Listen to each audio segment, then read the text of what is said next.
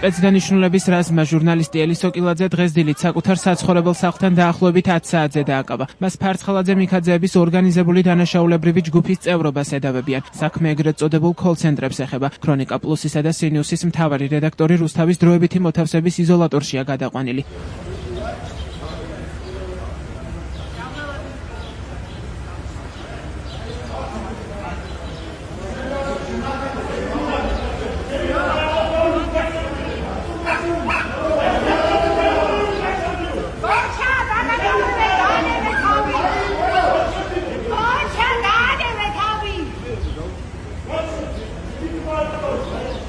ელისო კილაძის დაკავებიდან მალევე საგანგებო ბრიფინგი გაიმართა გენერალურ პროკურატურაში, რომლის თანახმად უწყებამ კოლ-ცენტრების მორიგი მასშტაბური დანაშაული გამოავლინა და ორგანიზებული ჯგუფის მიერ ჩადენილი თაღლითობის და ფულის გათეთრების ბრალდებით 10 პირის მიმართ სისხლის სამართლებრივი დევნა დაიწყო. პროკურატურის ინფორმაციით ბრალდება დაუსწრებლად წარედგინებად მიმალვაში მყოფ საქართველოს ყოფილ გენერალურ პროკურორს ოთარ ფარცხალაძეს და მისი დანაშაულებრივი ჯგუფის წევრებს დავით მიქაძეს, ირაკლი სეხნიაშვილს და მიხეილ ჩოხელს. ბრალდების დადგენილება პირადად გაეცნობა სხვა სისხლის სამართლის საქმეზე სასჯელ ასრულების დაწესებულებაში მოთავსებულ გიორგი მიქაძეს. ამავე სისხლის სამართლის საქმეზე დააკავეს ჟურნალისტი ელისო კილაძე, რომელსაც პროკურატურა ორგანიზებული დანაშაულებრივი ჯგუფის წევრად ასახელებს. ბრალდების დადგენილება ასევე წარედგინებად ჯგუფის სხვა წევრებს, გივი ჯიბლაძეს, ბენანორს, თორნიკე ჯანელიძეს და გიორგი კამლაძეს, რომლებმაც პროკურატურის თანახმად გამოძიებასთან ითანამშრომლეს, დანაშაული აღიარეს და ტრანსნაციონალური დანაშაულის გახსნას ხელი შეუწყვეს. მოცემულ საქმეზე საქართველოს პროკურატურის და ფინანსთა სამინისტროს საგამოძიებო სამსახურის მიერ ერთობლივად ჩატარებული გამოძიებით დადგენილია, რომ 2020-2023 წლებში საქართველოში ოთარ ფარცხალაძის მფარველობით ფუნქციონირებდა შეთანხმებულად მოქმედი სტრუქტურული ფორმის მქონე ორგანიზებული დანაშაულებრივი ჯგუფი, რომლის მიზანს მატერიალური სარგებლის უკანონოდ მიღება და შემდგომში ფულის გათეთრება წარმოადგენდა. ორგანიზებული ჯგუფის წევრებმა საქართველოში დააფუძნეს რამდენიმე იურიდიული პირი, რომელთა ბაზაზეც თბილისში სხვადასხვა ლოკაციებზე მოაწყვეს თაღლითური კოლ-ცენტრები, რუსულენოვანი, ინგლისურენოვანი და გერმანულენოვანი განყოფილებებით. კოლ-ცენტრების ოპერატორები ხელმძღვანელი პირების მითითებისამებრ მომხმარებლებს იზიდავდნენ ყალბსავაჭრო პლატფორმებზე, მომგებიანი ინვესტიციის განხორციელების დაპირებით ახდენდნენ ვაჭრობაში ჩართვას და მომხმარებლების ინვესტირებული დიდი ოდენობით თანხების თუ კრიპტოვალუტის მოტყუებით დაუფლებას, ხოლო შემდგომში უკანონო აქტივების განთავსებას, დანაწევრებას და ინტეგრაციას. პროკურატურის ინფორმაციით ორგანიზებული ჯგუფის წევრთა ფუნქციები კოლ-ცენტრების გამართული ფუნქციონირების უზრუნველყოფას, უკანონო საქმიანობის სამართალდამცავებისგან და სხვა კონკურენტი ორგანიზაციებისგან დაცვა მფარველობას მოიცავდა. ასევე გამოაშკარავების შემთხვევაში საინფორმაციო მხარდაჭერას და საჭიროების მიხედვით ეგრეთ წოდებული დაუმორჩილებელი კონკურენტების საქმიანობის გამჟღავნების უზრუნველყოფას. გივი ჯიბლაძე, ბენანორი, თორნიკე ჯანელიძე და გიორგი კამლაძე უზრუნველყოფდნენ კოლ-ცენტრის გამართულ ფუნქციონირებას, იღებდნენ გადაწყვეტილებებს კოლ-ცენტრის გაფართოების ან ადგილმდებარეობის ცვლილებასთან დაკავშირებით, ახორციელებდნენ საქმიან პროცესზე აქტიურ ზედამხედველობას,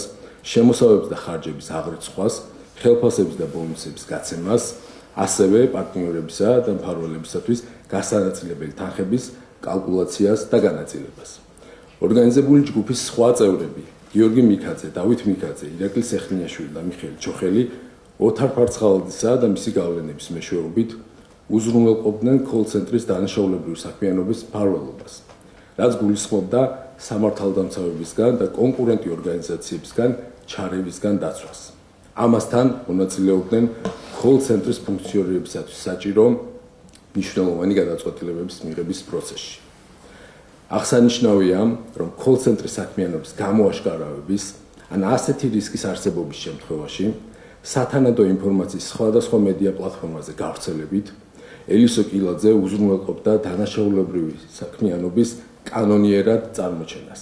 ამავდროულად იმ კონკურენტი კოლ-ცენტრების მხილების მიზნით, რომლებიც არ იყვნენ მათი გავლენის ქვეშ მოქცეულები, ელისო კილაძის მიერ ხდებოდა მათი ადგილმდებარეობის და თანამშრომლების თაობაზე ინფორმაციის საჯაროდ გავრცელების დაგეგმვა, გავრცელების მუქარა თუ გავრცელება და შემდგომში მათი შანტაჟის გზით განმობირებისათვის სათანადო პირობების შექმნა. პროკურატურის თანახმად გაწეული საქმიანობისათვის გავლენის და საინფორმაციო მფარველები არარეზიდენტი პირებისგან მოტყუებით დაუფლებული თანხებიდან ყოველთვიურად სოლიდურ სარგებელს იღებდნენ. რაც მხოლოდ ამ ეტაპზე გამოძიებით არის დადგენილი 2022-2023 წლებში დანაშაულებრივი საქმიანობის ფარგლებში ორგანიზებული ჯგუფის წევრები მოტყუებით დაეუფლნენ უცხო ქვეყნის 200-ზე მეტი მოქალაქის კუთვნილ დაახლოებით 9.5 მილიონი ამერიკული დოლარის ღირებულების კრიპტოვალუტას. შემდგომში უკანონო შემოსავალის ლეგალიზაციის მიზნით დაზარალებულებისგან მოტყუებით დაუფლებული ვირტუალური აქტივები დანაწევრებით მრავალჯერადი ტრანზაქციებით ნაწილდებოდა სხვადასხვა კრიპტოსაფრთხეებზე, რომლებსაც ორგანიზებული ჯგუფის წევრები განკარგავდნენ. ხოლო ვირტუალური აქტივების კონვერტაციის შედეგად მიღებული ნაღდი ფული ხმარდებოდა ორგანიზებული დანაშაულებრივი ჯგუფის საჭიროებებს, ხელფასების და ბონუსების გაცემას, კოლცენტრების მიმდინარე ხარჯების დაფარვას. ასევე დანაშაულებრივი საქმიანობის ფარგლებში აკუმულირებული სახსრები ჯგუფის წევრების მიერ, როგორც თითქოს და კანონიერი გზით მიღებული შემოსავალი მიმართული იქნა უძრავ-მოძრავი ქონებების შესაძენად. ელისო კილაძის დაკავებიდან მალევე გაჩხიკეს მისი საცხოვრებელი სახლის ჟურნალისტის ადვოკატი ვალერი გელბახიანი ამბობს, რომ გამომძიებლებმა სახლიდან 2 ლეპტოპი, 3 მეხსიერების ბარათი, ფურცლები და ტელეფონი ამოიღეს. ასევე ამოღებულია უცხოურ ვალუტაში თანხა, თუმცა რა რაოდენობაზეა საუბარი ადვოკატი არ აკონკრეტებს. მისი თქმით, ეს არ არის დიდი თანხა და ეკუთვნის ოჯახის უფროს გია ხარშილაძეს. ადვოკატი ვალერი გელბახიანი პროკურატურის ბრალდებას ზოგადს უწოდებს. მას პრეტენზიები აქვს ჩხრეკის საფუძვლიანობასთან დაკავშირებითაც, რის შესახებ სასამართლოს სხდომაზე ისაუბრებს.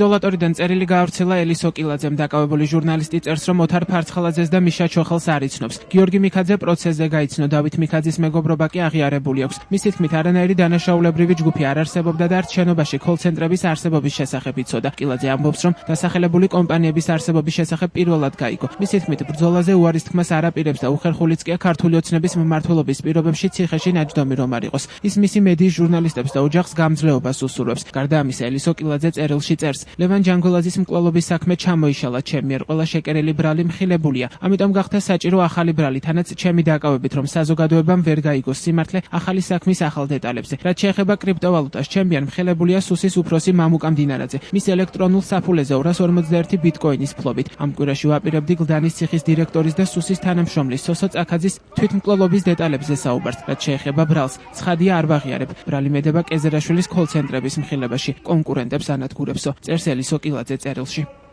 პროკურატურის ინფორმაციით 10-ვე დაკავებულის წინააღმდეგ გამოძიება მიმდინარეობს მუხლით, რომელიც 9-დან 12 წლამდე ვადით თავისუფლების აღკვეთას ითვალისწინებს. პროკურატურა ელისო კილაძის, გიორგი მიქაძის და მიმალვაში მყოფი ბრალდებულების, ოთარ ფარცხალაძის, დავით მიქაძის, ირაკლი სეხნიაშვილის, მიხელ ჩოხელის მიმართ სასამართლოს პატიმრობის შეფარდების მოთხოვნით მიმართავს. პროკურატურის თანახმად გამოძიებასთან თანამშრომლობის ხარისხის გათვალისწინებით გივი ჯიბლაძის, ბენანორის, თორნიკე ჯანელიძის და გიორგი კამლაძის მიმართ უწყება გირაოს გამოყენების შუამდგომლობას დააყენებს. საქმეზე გამოძიება გრძელდება.